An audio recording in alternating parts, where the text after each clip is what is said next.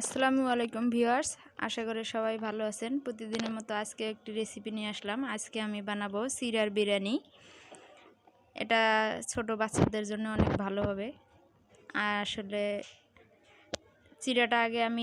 চিড়াতে অনেক ময়লা থাকে, ময়লা কিংবা ধান, সেগুলো আগে বেছে নিয়ে পরিষ্কার করে নিয়েছি।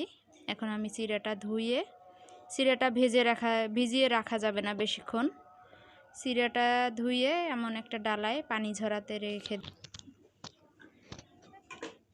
এই যে ডালায় ভালো করে ধুয়ে নিয়ে এখন আমি পানিটা ঝরিয়ে নেব।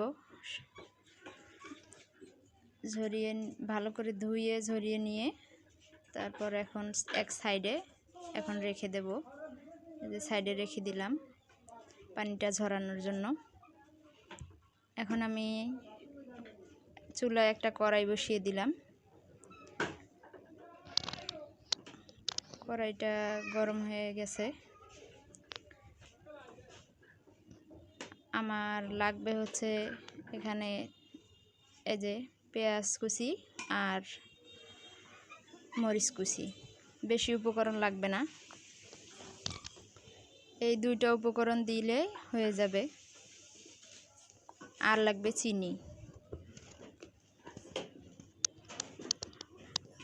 এখন আমি কড়াইয়ে তেলটা দিয়ে দিলাম।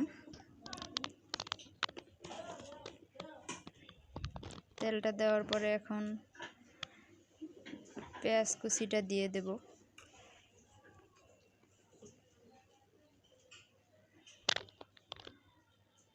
পেঁয়াজ কুচিটা দিয়ে দিলাম। এখন আমি লাল লাল করে এটা ভেজে নেব, একটু ব্রাউন কালার করে। আর এটা অনেক সহজে ঝটপট একটা সকাল বিকেলের নাস্তা, কিংবা মনে করেন অনেক লেট হয়ে যাচ্ছে বাচ্চাদের স্কুলে যেতে, এটা বেশি সময় লাগে না, 7-8 মিনিট লাগে। ঝটপট বানিয়ে দিতে পারেন সকালের টিফিনের জন্য।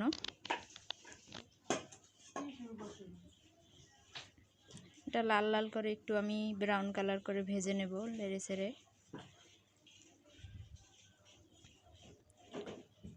আর আমাদের চ্যানেলটা যদি ভালো লেগে থাকে অবশ্যই একটা লাইক দিবেন আর সাবস্ক্রাইব করতে ভুলবেন না। আর যদি কোনো কিছু জানার ইচ্ছে থাকে অবশ্যই কমেন্ট করে জানাবেন। আসলে কি বলবো, এত কম সময়ে কম উপকরণ দিয়ে এত সুন্দর একটা নাস্তা। পেঁয়াজটা ভাজা হয়ে গেছে, আমি হলুদ দিয়ে দিলাম। একটু হলুদ দিলে আর কি কালারটা ভালো আসে।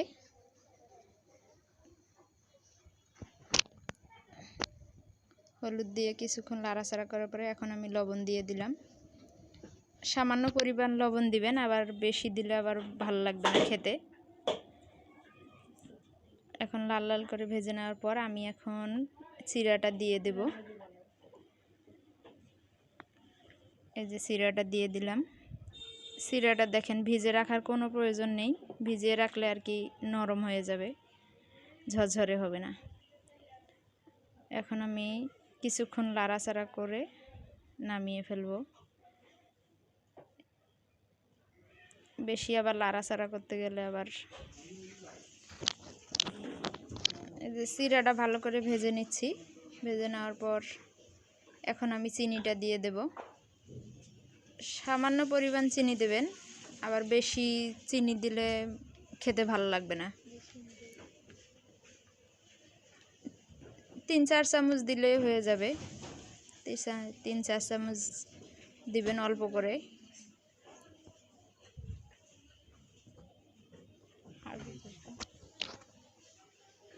এখন একটু চিনি দেওয়ার পর একটু নাড়াচাড়া করে ভেজে নেওয়ার পর এখন আমি নামিয়ে নেব একটু পরে।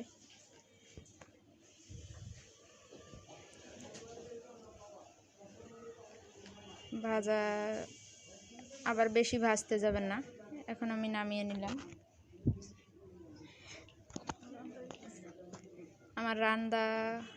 আমার রান্নাটা কমপ্লিট।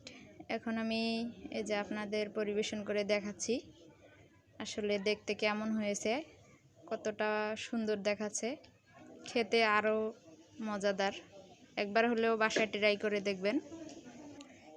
আমাদের চ্যানেলটা যদি ভালো লেগে থাকে একটা লাইক দিয়ে সাবস্ক্রাইব করে দিবেন। আর সবাই ভালো থাকবেন, সুস্থ থাকবেন। আল্লাহ হাফেজ।